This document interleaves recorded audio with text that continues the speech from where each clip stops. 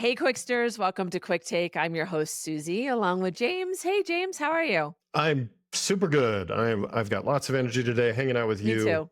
Super, super fun. Super, super fun. All right. So we're going to talk about data-driven decision making, right, in Yep, leadership. yep, And yep. as soon as you told me that, I was like, oh, I have the best story. So I work with a team of, gosh, I am like losing. I work with a team. We'll just leave it there. I work with a team and they use data to look at the progress of the business every week. And what's Great. really interesting is they're working on really refining the dashboards everybody looks Hmm, at. hmm. And so the leader has been working behind the scenes to get a dashboard that she wants to look at every day. Meanwhile, her team is looking at a different dashboard. Oh, it's And the so worst. sometimes they look the same and sometimes there's things that are off.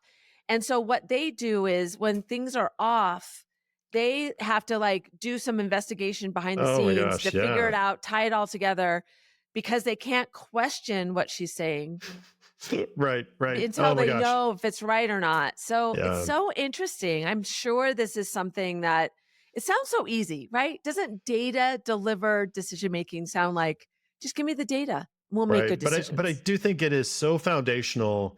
It's funny because I think we've seen in over the last 10, 15 years this really strange waxing and waning about the importance of data for companies, where data for a long time was considered to be the new gold. That was where a lot of things were going to be driven. I think data driven decision making was part of that.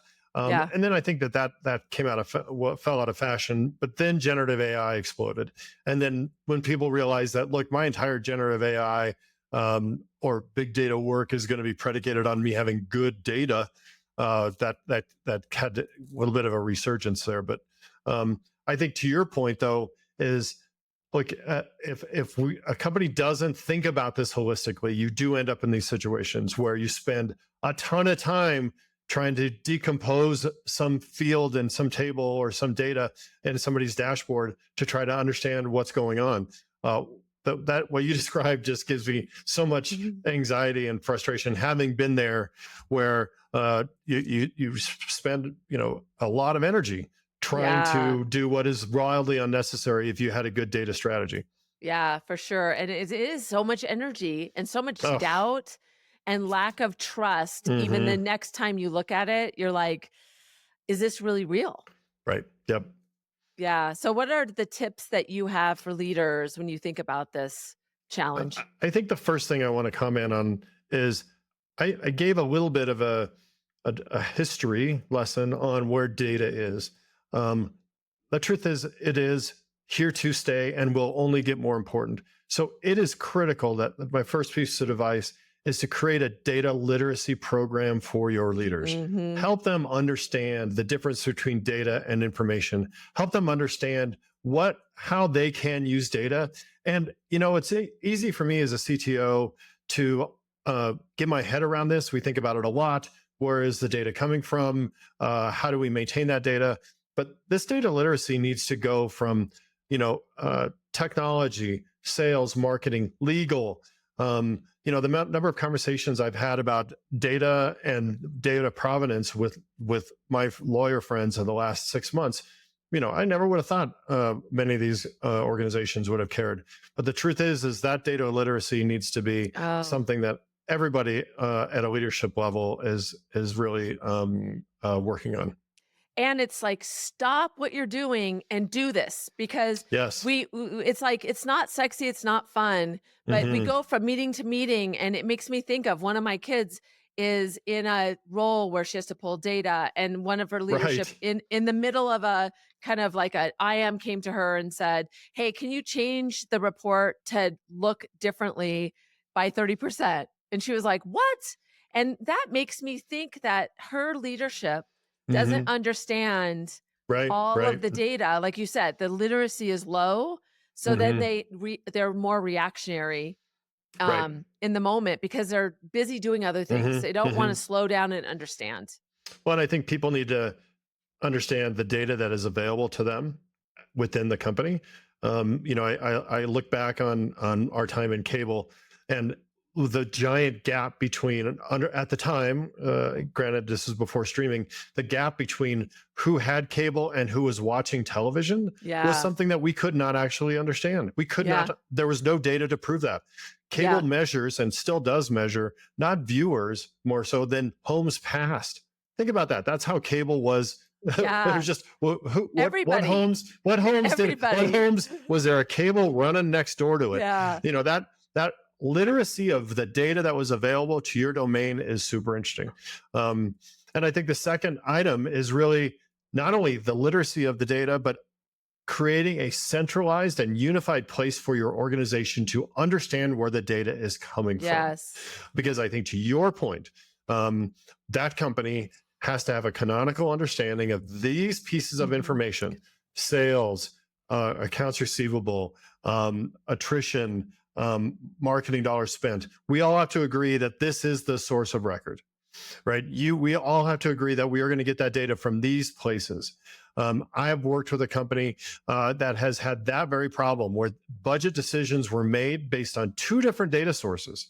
So you can imagine the huge epiphany and disaster that occurred in first quarter when the realization was that the revenue generation estimates were not based on the same number that or the same data source as the cost of goods sold data source. So suddenly there was no chance of success for that budget to come together.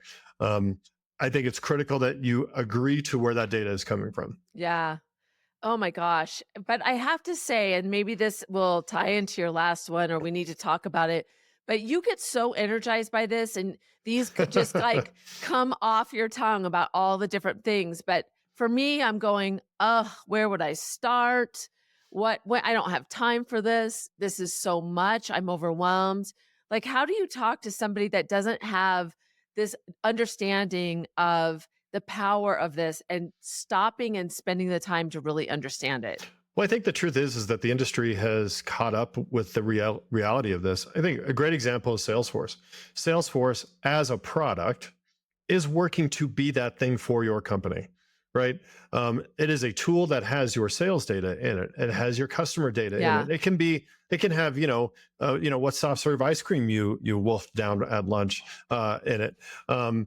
Does that ever happen to you, Susie? That's a different episode. It So is a different episode. we'll go into that later. We'll come back to that. But there are tools that exist to enable you to do this.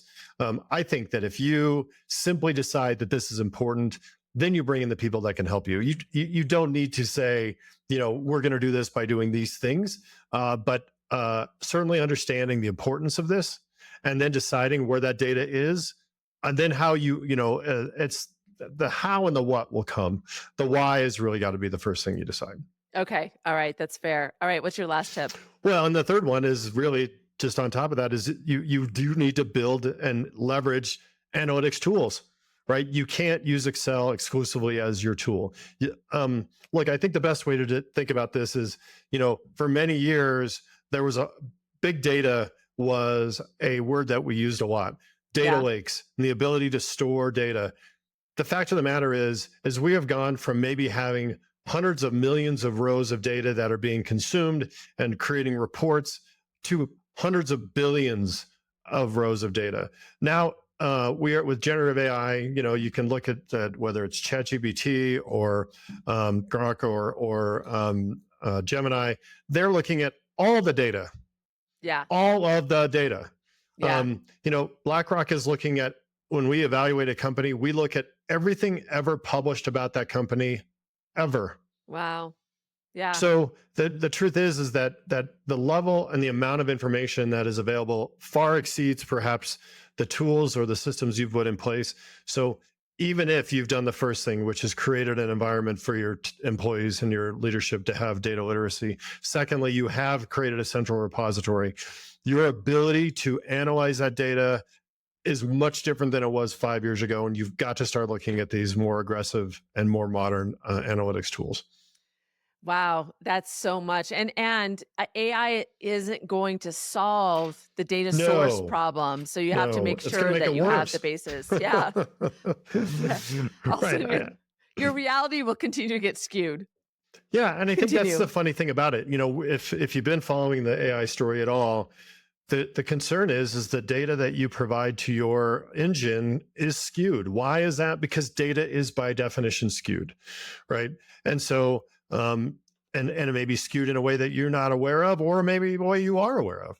Yeah. And suddenly those things matter. Yep. Hallucinations in AI do occur. So because they stitch together things that aren't real.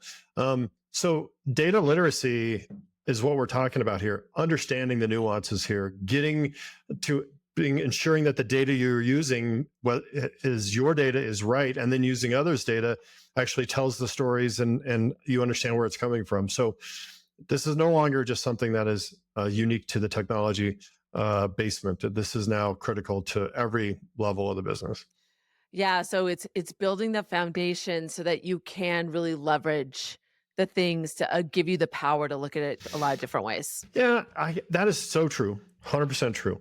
But even if you hear us talking about this and you're thinking to yourself, you know what, we don't need to be a data-driven company. We just do this.